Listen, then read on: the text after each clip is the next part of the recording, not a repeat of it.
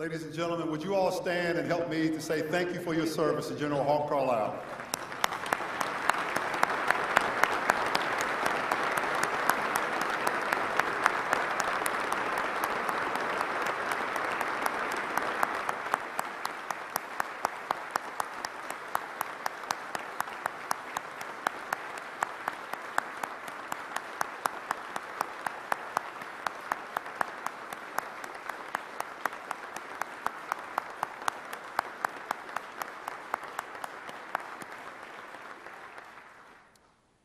Okay, Hawk, let's see how you follow that.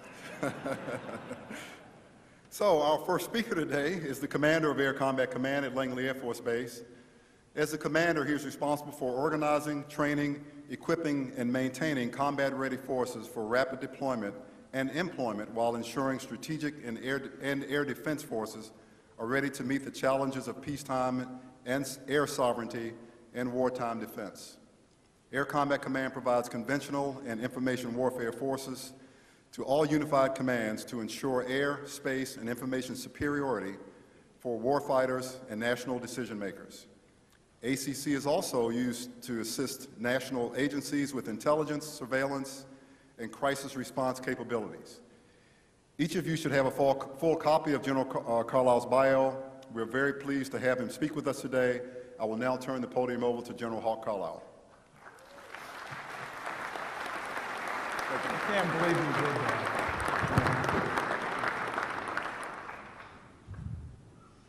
Yeah, how do you follow that?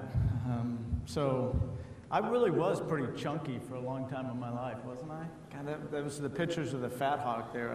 I was kind of going, man.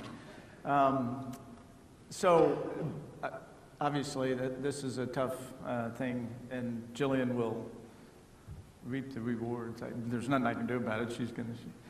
Anyway, yeah, I don't know how to follow that.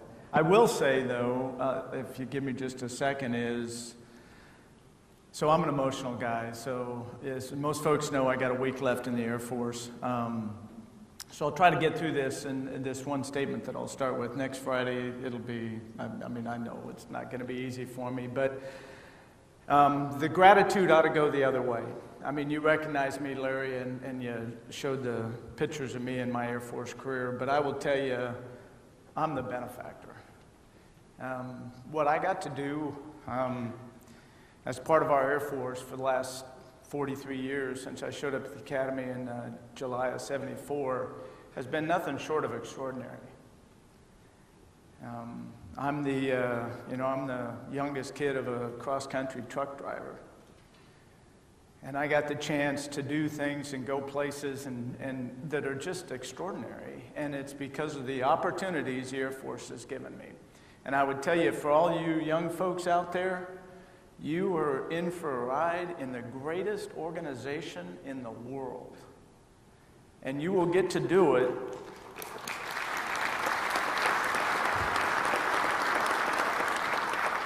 and you will get to do it with the greatest people in the world. And I will tell you, people always ask me, they go, why'd you do this for the last 43 years? And it's really pretty simple. And there's two very clear reasons. What we do matters. We make a difference in the world. We change lives. We protect freedom. Our goal in life is to hand our children and our children's children a safer, better world. And every one of us does that. And the second reason is we do it with the greatest people in the world. We just, I sit around with Secretary Disbrow and Chief Goldfein and my other compatriots that we've spent the last couple of days talking about the challenges that we face. And folks, these men and women that we have in our Air Force, starting with our Secretary and our Chief, they're the greatest people in the world. And I got the opportunity to be part of that. So the gratitude goes all the other way. Larry, thank you. Thank you. I appreciate it. Okay, so I have to speak now. So most people know I'm a C2 zealot. And I have a week left in the Air Force, and I will tell you that there is nothing to me that is more important to talk about than C2 and fusion warfare. So the opportunity to spend a few minutes this morning with you talking about this is going to be, I really am excited that I get to do this. This past January, we had our third annual C2 Summit. We're making progress. We're making some huge gains.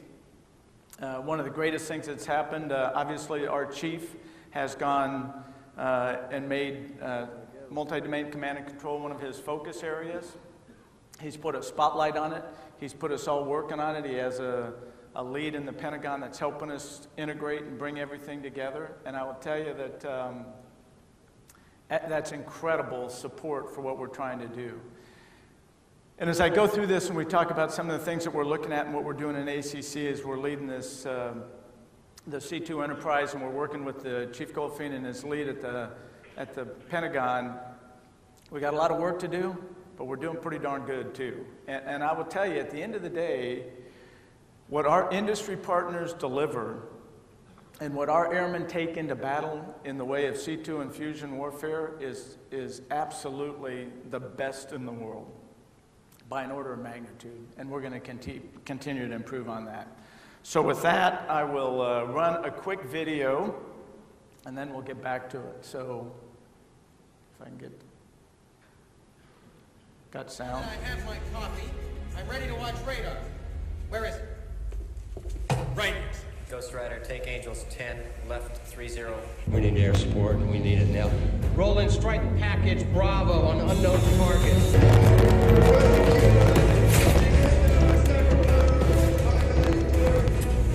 Who's up there? Cougar and Merlin and Maverick and Goose.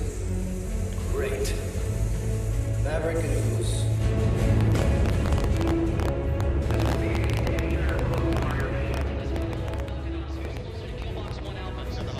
Okay, send the Hogs over to Killbox 1 Alpha. It's a danger close. It's 300 feet. Killbox 1 Alpha, 300 feet, danger close. Release in the area. 7-man team, north of Orange Smoke. Proceed Killbox 1 Alpha. Engage hostile. Power pad ready, sir. I'm packed. Bring the rain.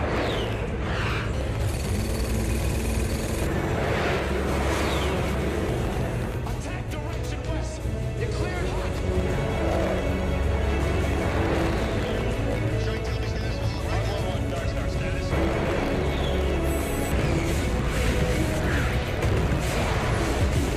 This one's for you, Jim.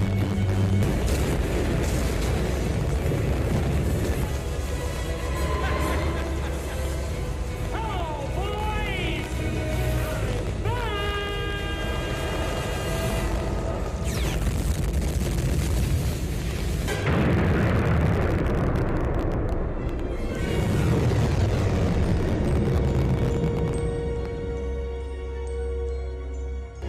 Remember, the Air Force will be with you always.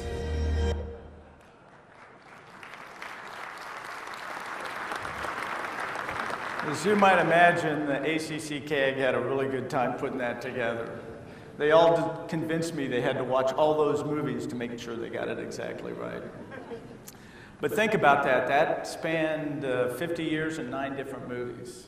And it kind of talks to what our command and control challenges that we face in many ways when we look at what we're doing with our command and control in today's environment. So as you look at this slide, many of you folks have probably seen it. And the reason I show this is because it kind of tells you something. One of them is when you first see it, and as you realize it's a J-31 superimposed with an F-35. And when you first look at it, you kind of go, huh, that's a little concerning, right? Because our adversaries are able to imitate us at that level. And, you know, many people will look at that and go, yeah, I'm not entirely sure what side's the F-35 and what side's the J-31. But after you get over the part that they imitate us, you start going, you know what? That's kind of good. It means we always lead. Everybody wants to be like us. Every Air Force in the world wants to imitate us and be like us. When I was in Shag's job a couple of years ago, I had the chance to go to the PRC, and I got a couple of meetings with General Ma, the head of the PLA Air Force. And he actually told me, he said, we watched what the Americans did in Desert Storm and air war over Serbia, and we knew we had to change. We knew we had to copy you if we were going to be able to do anything. that if the Americans owned everything more than 8 feet off the ground, the war was over. And we have to learn how to copy that. And so when you look at that picture and you get a little bit concerned about it for a few minutes, you have to step back and go, the reason we're the greatest Air Force in the world, it's because of the way we think. It's because of what our industry partners deliver to us and what they give to our young airmen. And then when our young airmen get it, what they're able to do with it is extraordinary. And everybody wants to copy us. And so when you look at that picture and you get a little concerned, you gotta go, yeah, but it's because we're the best in the world. And if you think about where we've come, if you look at what Jay Raymond faces with the on-orbit capability in space, everybody is trying to deny us that domain. It's because they know what we do with it, whether it's PNT or it's COM or it's where we come with sensors, space to surface ISR, what we're doing with all those things. It's because we're so good in space that everybody's trying to compete with us there. That's what the Russians and the Chinese are doing every single day. It's what everybody's trying to do across the board. Where we've come with GPS, where we've led the world in precision and in stealth and in our ability to deliver ordnance and our ability to command and control. And I will tell you, in my belief is, as we move into the future, what's going to keep us ahead of our adversaries is our ability to command and control and do fusion warfare. That's why I'm a C2 zealot. That's why the chief made it one of his focus areas, because that's how we'll stay ahead of our adversaries. If we can continue to know more information better and control, get feedback, put the sensing grid and the control and feedback grid with the effects grid, both kinetic and non-kinetic, and we can stay inside of our adversary's loop, we know more information better, sooner than he does, we will always win, because we know we can deliver on that when we go forward. And our predecessors set us up for success. You can't talk about command and control without talking about folks like General John Jumper and General Buzz Mosley and what they did to put us on this path. And where you look at our C2 today, whether it's an AOC doing a dynamic strike with Strike Eagles in the forward area, getting them the information right on time, or it's a TAC-P with a rover calling in danger close cast to help the land component in a tight situation, or it's our AWACS or our J-STARS guys doing command and control at the leading edge of the battlefield, how you get all the way back. It's amazing what we've set ourselves up for and what we do every single day. We're the best in the world. I was talking to C.Q. Brown and Tonto Silveria the other night, and they were saying, you know, and I've seen it, everybody's seen it, when one of our joint partners or one of our coalition partners walks into a United States Air Force CAOC, whether it's at Al-Udeid or Ramstein or Hickam or Osan, to a person, everyone goes, hey, I want to run the war from here.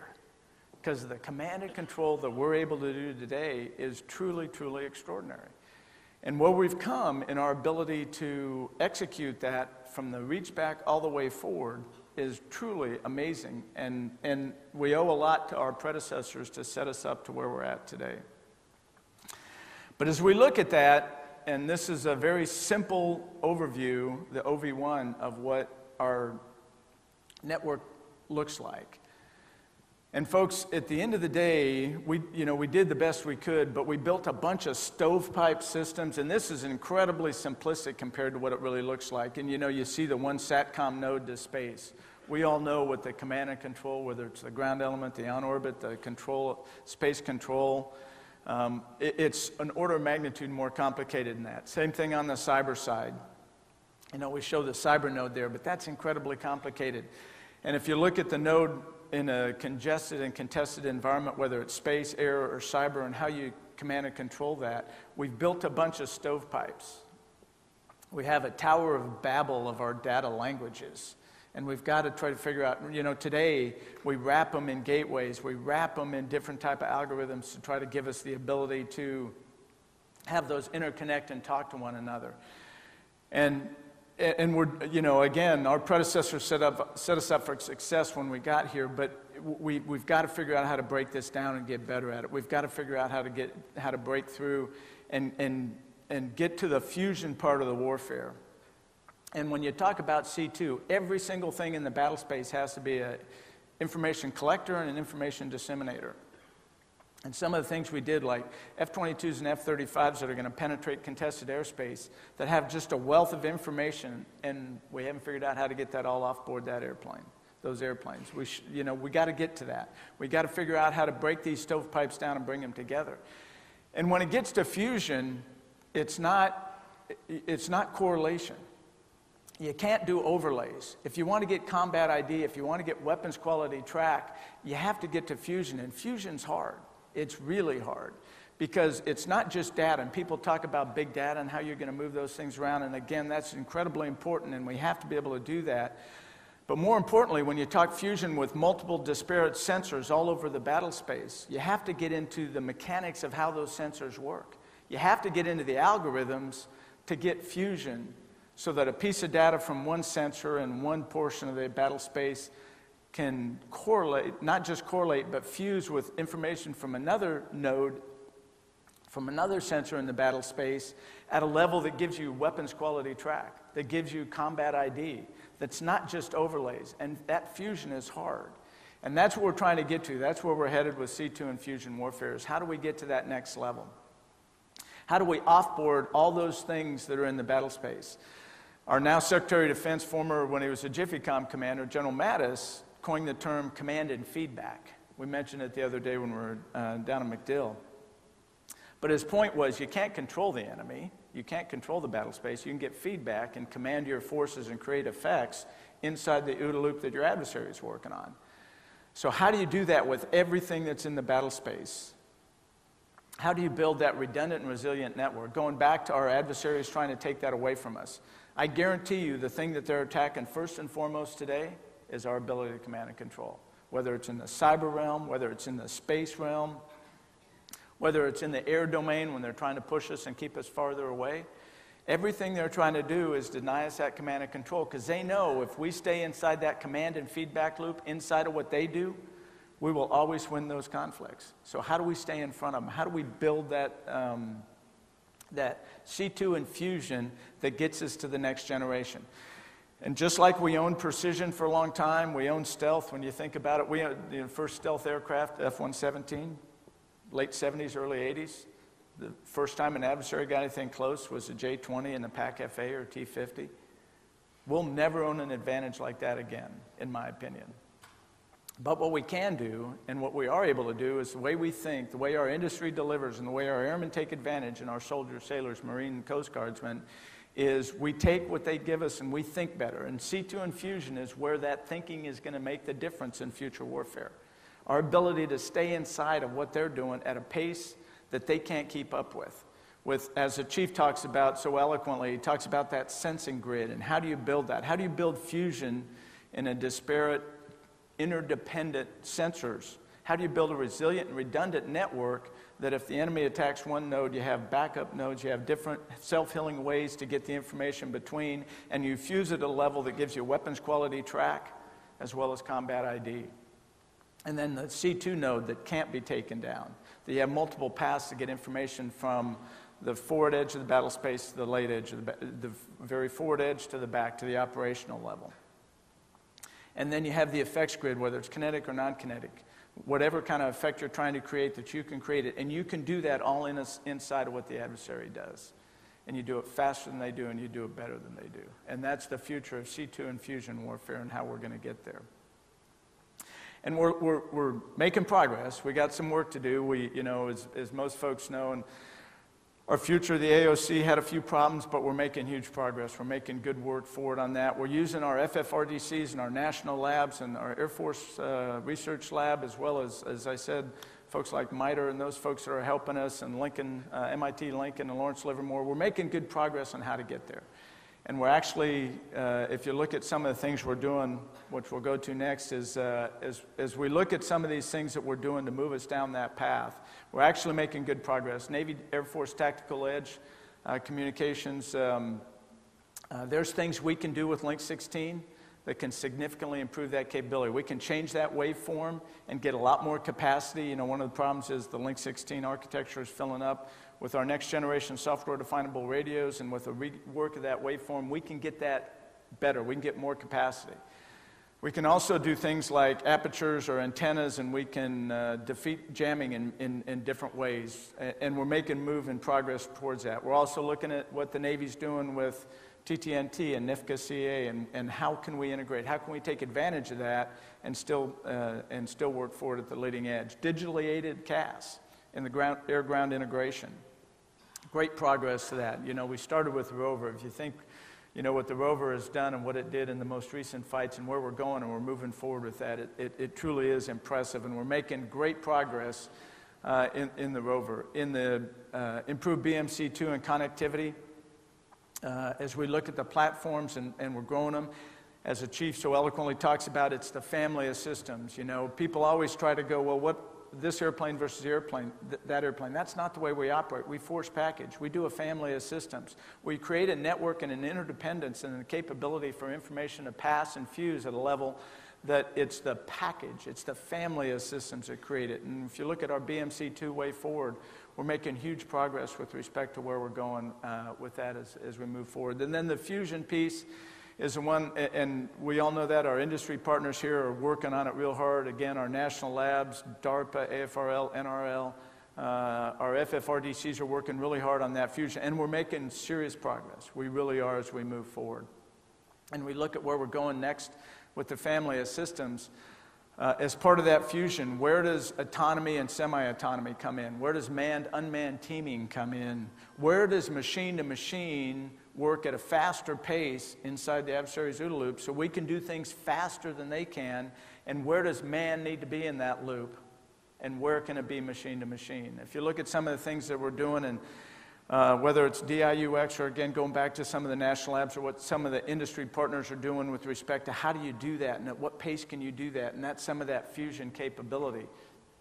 And we're making great progress as we move towards that. The agile communications and what we're doing in space to protect that, whether it's COM, whether it's PNT, our on-orbit capability as the space people for the United States, our AFSpace and what Jay Raymond is doing with space warfighting concept is truly making a change. You know, in the term that John Hyten and Jay Raymond have coined is fight space. Well, we fight COM, we fight PNT, we fight sensors. We're doing space-to-surface ISR. We're doing all those things at a pace that is going to allow us to continue to stay inside our adversary as we move forward. And then, of course, as part of that, when you talk about big data and how you do that and data lakes and how do you tag that and how do you use that to your best advantage and what does that cloud network look like and how do you make it so that the interdependence in every single node in the battle space can reach all the way forward to all the way back with redundant, resilient, and self-healing networks to allow you to make those changes. And we're making huge progress. I'll tell you that we got a long ways to go, but with the Chief's emphasis on multi-domain command and control, with the things that we're doing at our C2 summits, with what our industry partners are able to deliver to us is the requirements that we're setting that get specific about here's what we need to be able to do. How do we tackle that Tower of Babel that is our data languages now? How did, you know, where we're at is where we're at. So we can't go back and go, you know, why do we have MATL, IFIDL, and Link 16 and TTNT and every one of them different? They don't talk to each other. But we can fix it in the future as we go forward. There's things that we're doing out there where we're taking national technical means and bringing it right forward to the leading edge of the battle space, things like Talon Thresher and some of those things where we're integrating and we're fusing with an engine that is really exceeding our wildest expectations to get information from beyond anything that you can imagine to the very forward edge of the battle space in the architecture. And, you know, so in the future, when we look at where we're headed, and what I think everyone in here knows, and again, I think you'll see your Air Force move out, our industry partners are helping us drastically, is what does this look like in the future? Everything we do will be how we do command and control, command and feedback, how we integrate the sensing grid with the command, feedback, and control grid with the effects grid, and what do we do as the joint team, as our portion of the joint team of delivering those effects across the battlefield. And I will tell you, I still believe that just like we own GPS and we brought precision forward at a level that nobody else in the world could do, and we brought stealth forward at the range that nobody else could, I believe we'll bring propulsion in our aircraft forward at a way that nobody else can. I believe we'll bring sustainability and maintainability forward like nobody else can. And I think the key to our future success as an Air Force is that C2 infusion that we bring forward at a level that nobody else in the world can, because of the way we think and the way airmen think and the way our industry partners support us in making those things happen as we move forward. And so you can, the hologram, if you just look at some of the ways we're training people today and some of the things we're doing, we're truly on the edge of making some big moves as we go forward. So I did, by the way, from the, when you look at that movie clip, and that covers about 50 years worth of movies, and I think my CAG had to watch 9 separate movies to get all those pieces and put them together. But when you look at that, that's, we're really kind of making, it's kind of the same analogy in that we're bringing all these disparate parts together and we're figuring out how to fuse them at a level in C2 that is truly amazing.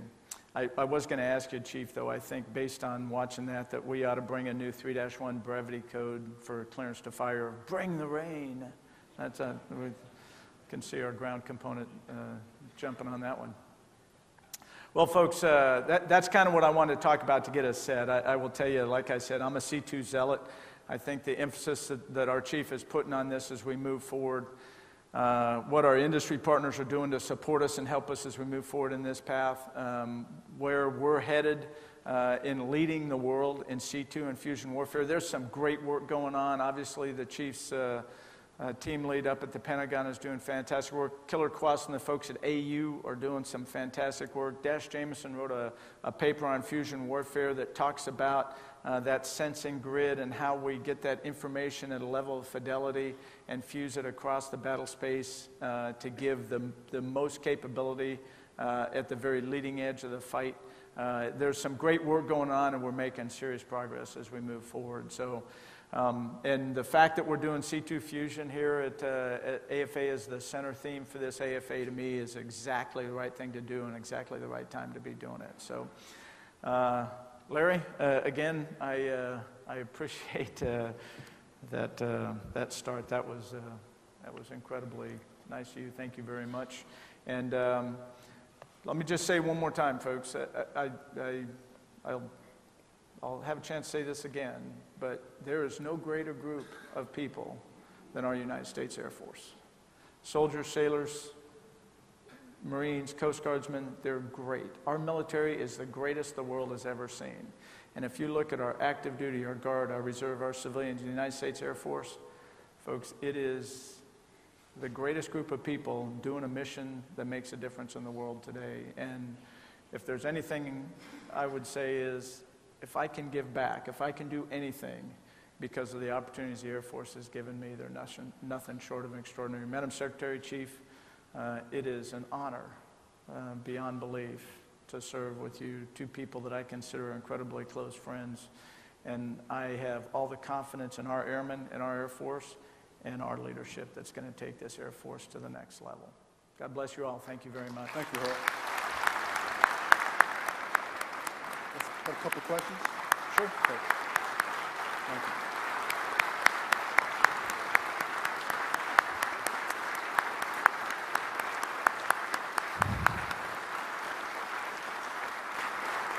Okay, we've got time for a couple of questions. General Carlisle, the first question is, what are the C2 challenges supporting Special Operations Forces involved with supporting an unconventional warfare campaign such as in Syria? So, Brad Webb, what a great AFSOC commander. Tony Thomas, obviously, Joe Votel out at CENTCOM brings that special capability. So I think and Brad can talk to this very well, I think it's the same challenges. It is that integration across multiple different entities and sensor suites in the forward area. I think that we're doing more integration across a conventional force with a special operations forces than we've ever done in history. I think, the fifth tenet of special operations now is you got to have the conventional force with you to execute. And so that Tower of Babel language challenges that we face, I think with our special operators, they face the same thing. And a lot of the information that we have, I will tell you, we've done some exercise with the folks at Fort Bragg and Raptors out of Langley. Great, special operations team forward is a pretty stealthy capability.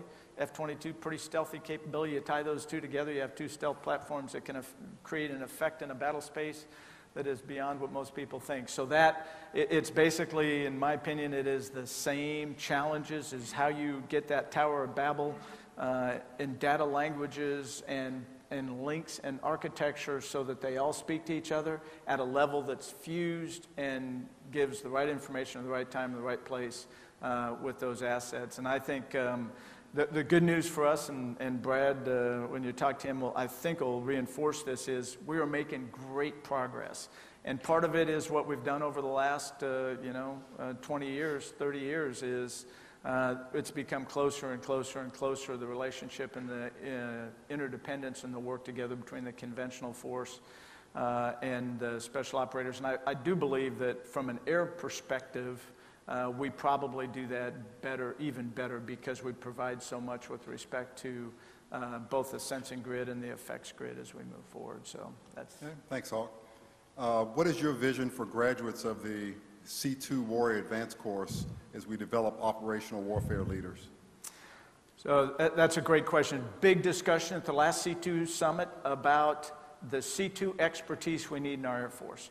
The good news for our Air Force is I will tell you that every leader at our Air Force, from the chief to every MAGCOM commander to every CNAF commander, will tell you that C2 expertise and how we grow C2 competent, capable airmen is a key to future success. So C2 WAC, which we brought back, the work that the 505th is doing down at Hobart under Gator Gates and some of the progress we're making with respect to that.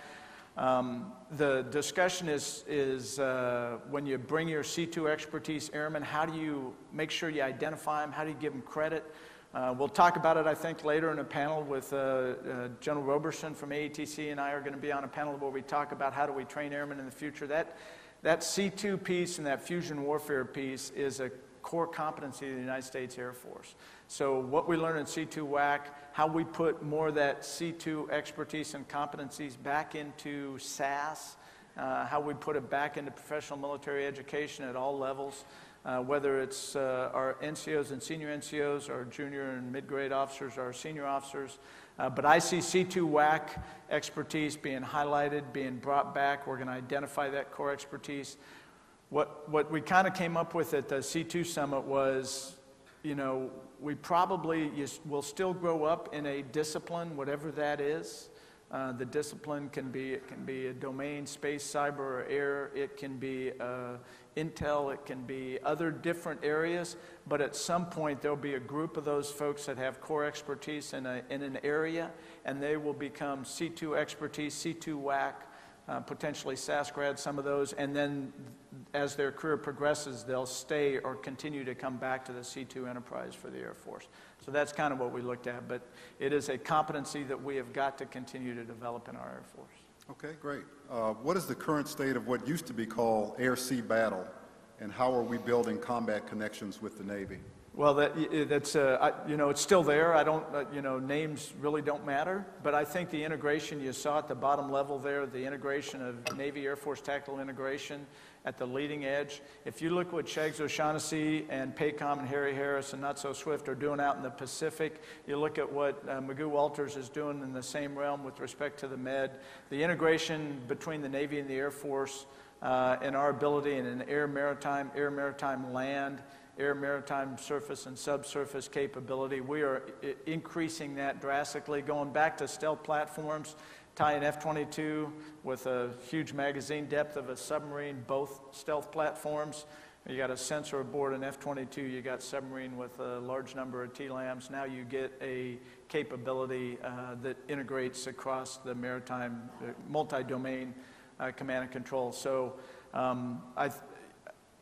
it's being expanded. It's kind of inculcated into the Navy and the Air Force in those realms where air and maritime are working close together. And I will tell you, in both PACOM and EUCOM and SOUTHCOM and what we're doing with Admiral Tidd down in SOUTHCOM and things like Big Week, the integration between Navy and Air Force to me is at a level that it's never been before.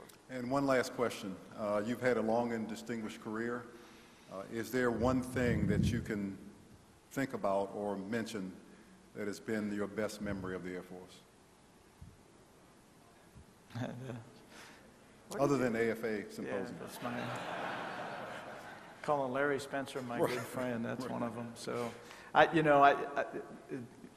know if I could pick one thing.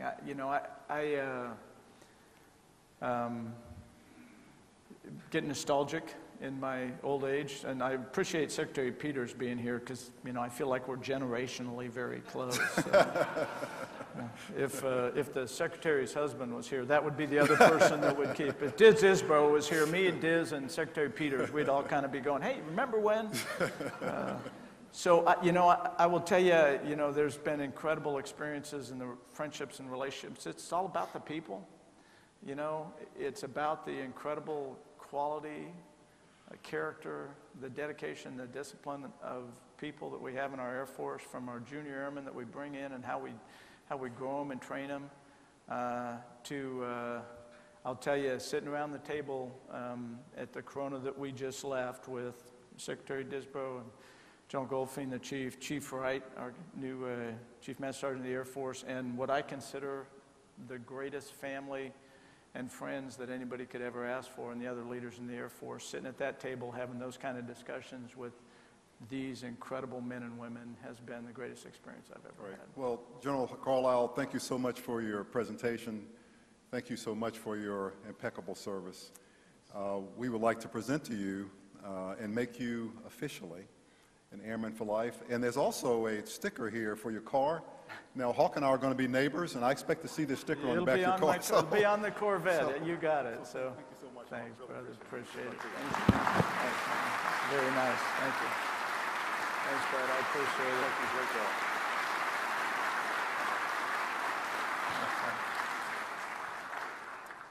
Okay, thank you all so much. The exhibit hall opens at 9:30, and so we're going to reset the room now for the next presentation. Thank you so much for being here, and we look forward to a great symposium. Thank you so much.